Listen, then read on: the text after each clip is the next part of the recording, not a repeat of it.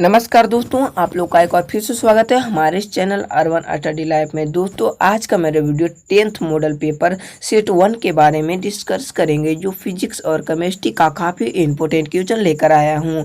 दोस्तों, अगर हमारे इस चैनल में आप नए हैं तो चैनल को सब्सक्राइब कर लें और बेल आइकन को दबाना ना भूलें। तो चलिए पहला प्रश्न की ओर चलते हैं। तो पहला प्रश्न आपका, ऊष्मा प्रवाह की दिशा किस पे निर्भर करती है। जो ऊष्मा प्रवाह की दिशा होती है वो किस पे निर्भर करती है। ए में घनत्व पर, बी में ऊर्जा पर, सी में द्रव्यमान पर, डी में तापमान पर। दोस्तों, ऊष्मा प्रवाह की जो दिशा होती है वह तापमान पे निर्भर करती है, यानी डी ऑप्शन मेरा बिल्कुल सही हो जाएगा। चलिए 2 नंबर प्रश्न की ओर चलते हैं।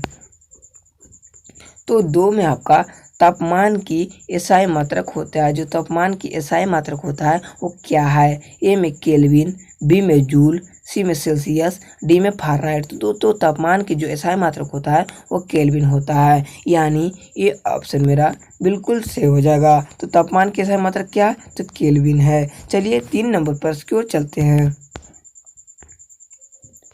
तो 3 में आपका निम्नलिखित में से क्या ऊष्मा का कुचालक है, यानी ऊष्मा का कुचालक कौन सा पदार्थ है। ए में तांबा, बी में ग्लास, सी में सिल्वर, डी में सोना। तो दोस्तों, ऊष्मा का जो कुचालक है वो ग्लास है, यानी ये बी ऑप्शन मेरा बिल्कुल सही हो जाएगा। तो दोस्तों, ऊष्मा का कुचालक कौन सा है, तो ग्लास है। चलिए 4 नंबर प्रश्न की ओर चलते हैं। तो 4 में आपका प्रकाश की क्षमता का मात्रक है। जो प्रकाश की क्षमता का मात्रक है वो कौन सा है। ए में डायोप्टर, बी में व्यास, सी में तरंग, डी में मीटर। तो दोस्तों, प्रकाश की क्षमता का मात्रक जो है वो डायोप्टर है। दोस्तों, प्रकाश की क्षमता का एक और मात्रक होता है वह मीटर इनवर्स होता है, यानी प्रकाश की क्षमता का ये 2 मात्रक है। चलिए दोस्तों 5 नंबर प्रश्न की ओर चलते हैं। तो 5 में आपका दोस्तों काफ़ी इंपॉर्टेंट क्वेश्चन है और 10th बोर्ड एग्जाम में 3 बार पूछा चुका है। दोस्तों, पूछ रहा है कि प्रकाश वर्ष किसकी इकाई है। जो प्रकाश वर्ष है वो किसकी मात्रक है। ए में समय का, बी में दूरी का, सी में प्रकाश की चाल का, डी में प्रकाश की तीव्रता का। तो दोस्तों, प्रकाश वर्ष जो है वो दूरी का इकाई है, यानी बी ऑप्शन मेरा बिल्कुल सही हो जाएगा। दोस्तों, ये दोस्तों वीवीआई क्वेश्चन के बारे में डिस्कस किए हैं जो काफ़ी इम्पोर्टेंट है। चलिए 6ठा प्रश्न की ओर चलते हैं।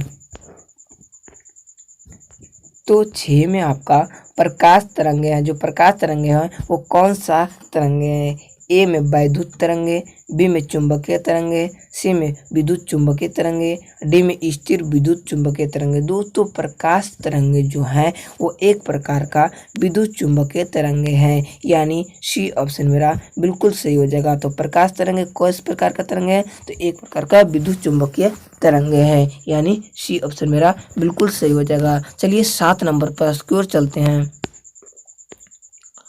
तो 7 में आपका प्रकाश को सूर्य से पृथ्वी तक पहुंचने में कितना समय लगता है। जो हमारा सूर्य है वो पृथ्वी, उसका जो प्रकाश है वो पृथ्वी तक पहुंचने में कितना समय लगता है। ए में 5.5 मिनट, बी में 6.8 मिनट, सी में 8.3 मिनट, डी में 9.5 मिनट। तो जो प्रकाश है वो सूर्य से पृथ्वी तक पहुंचने में 8.3 मिनट लगाता है, यानी सी ऑप्शन मेरा बिल्कुल सही हो जाएगा। चलिए 8 नंबर प्रश्न की ओर चलते हैं। तो 8 में आपका किसी माध्यम का तापमान बढ़ाने पर प्रकाश की चाल। दोस्तों, किसी माध्यम का अगर तापमान बढ़ाएंगे तो प्रकाश की चाल में क्या परिवर्तन होता है। ए में बढ़ती है, बी में घटती है, सी में कोई परिवर्तन नहीं होता है, डी में अचानक घटती है। तो दोस्तों, अगर किसी माध्यम में तापमान बढ़ाएंगे तो प्रकाश की चाल में कोई परिवर्तन नहीं होता है, यानी सी ऑप्शन मेरा बिल्कुल सही हो जाएगा। चलिए 9 नंबर प्रश्न की ओर चलते हैं। तो 9 में आपका कंपन की उत्पत्ति का कारण है। जो तो कंपन की उत्पत्ति का क्या कारण है। ए में व्यतिकरण, बी में परावर्तन, सी में अपवर्तन, डी में डॉपलर प्रभाव। दोस्तों कंपन की जो उत्पत्ति का कारण है वो दोस्तों व्यतिकरण का कारण है। व्यतिकरण के कारण ही कंपन की उत्पत्ति होती है, यानी ये ऑप्शन मेरा बिल्कुल सही हो जाएगा। तो कंपन की उत्पत्ति का क्या कारण है? तो व्यतिकरण, यानी ये ऑप्शन मेरा बिल्कुल सही होगा। चलिए 10 नंबर पर की ओर चलते हैं।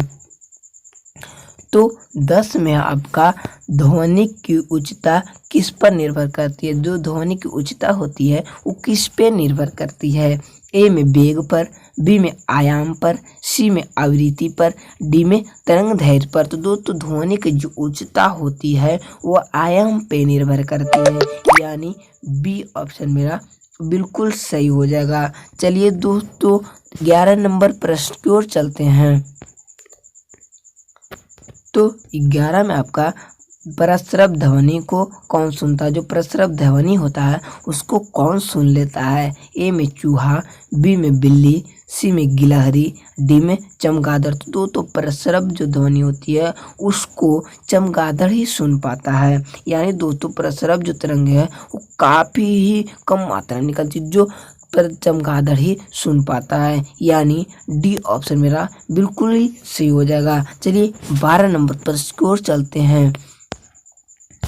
तो दोस्तों 12 नंबर काफ़ी इम्पोर्टेंट है दोस्तों, यह भी बोर्ड एग्जाम में एक बार पूछ चुका है कि पूछ रहा है दोस्तों वायु में ध्वनि का वेग, जो वायु होता है उसमें ध्वनि का वेग कैसा होता है?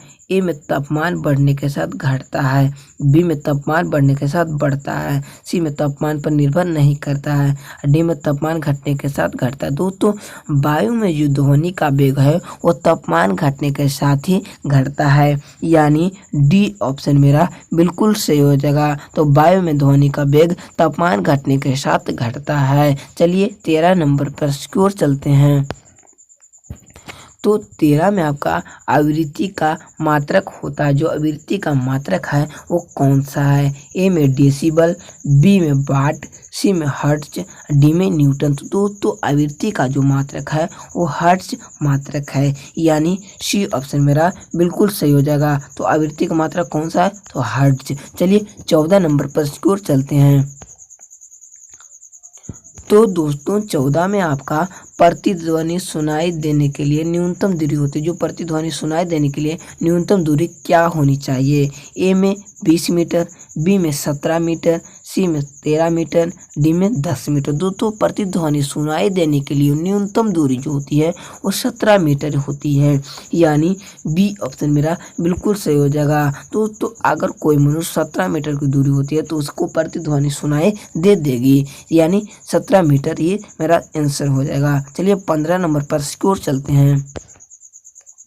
तो दोस्तों 15 में आपका ध्वनि की तीव्रता का एसआई मात्रक, ध्वनि की तीव्रता का एसआई मात्रक क्या है? ए में डेसिबल, बी में न्यूटन, सी में टेस्ला, डी में वाट। दोस्तों ध्वनि की तीव्रता का एसआई मात्रक जो है वो डेसिबल है, यानी ये ऑप्शन मेरा बिल्कुल ही सही हो जाएगा। चलिए 16 नंबर पर स्कोर चलते हैं।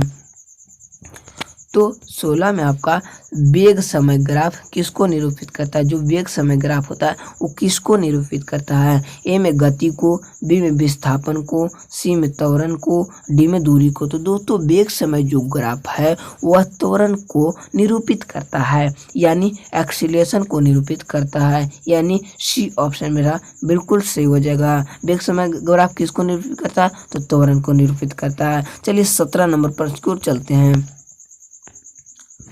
तो 17 नंबर की देखते हैं। एक शरीर का विराम अवस्था में होना निर्भर करता है। दोस्तों एक जो मेरा शरीर है वो विराम अवस्था में किसके निर्भर के कारण होता है? ए में घूर्णन गति का, बी में कोणीय वेग का, सी में द्रव्यमान पर, डी में विभाजन पर। दोस्तों एक शरीर का विरामावस्था में होना निर्भर जो करता है वो कोणीय वेग के कारण निर्भर करता है, यानी बी ऑप्शन मेरा बिल्कुल सही हो जाएगा। चलिए दोस्तों 18 नंबर पर स्कोर चलते हैं।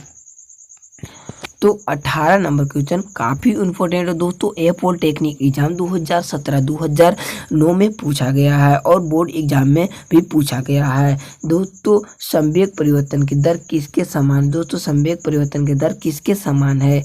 ए में क्षेत्रफल के, बी में दबाव के, सी में बल के, डी में वेग के। दोस्तों वेग परिवर्तन की दर दोस्तों बल के समान है, यानी सी ऑप्शन मेरा बिल्कुल सही होता है। संवेग में परिवर्तन के दर को भी बल कहते हैं, यानी संवेग परिवर्तन की दर को भी बल कहते हैं और वेग परिवर्तन की दर किसके समान है? तो बल के समान है। चलिए 19 नंबर पर स्कोर चलते हैं। तो 19 में आपका निम्न में से क्या आवेश के बराबर है? दोस्तों निम्न में क्या आवेग के बराबर है? ए में संवेग परिवर्तन, बी में बल के परिवर्तन, सी में वेग में परिवर्तन, डी में त्वरण में परिवर्तन। दोस्तों आवेग के जो बराबर है वो संवेग परिवर्तन में हो दोस्तों, यानी ये ऑप्शन मेरा बिल्कुल सही हो जाएगा। आवेग के बराबर कौन है? तो संवेग परिवर्तन। चलिए 20 नंबर पर स्कोर चलते हैं। तो 20 में दोस्तों और ये अंतिम प्रश्न है। तो 20 में है आपका जेट इंजन किस संरक्षण के नियम पर कार्य करता है? जो जेट इंजन है वो किसके संरक्षण के नियम पर कार्य करता है? ए में ऊष्मा के, बी में द्रव्यमान के, सी में रैखिक संवेग के, डी में कोणीय संवेग के। दोस्तों जेट इंजन जो है वह दोस्तों रैखिक संवेग के सिद्धांत पर कार्य करता है, यानी सी ऑप्शन मेरा बिल्कुल सही हो जाएगा। दोस्तों आज बस इतना ही, मिलते हैं अगले वीडियो में।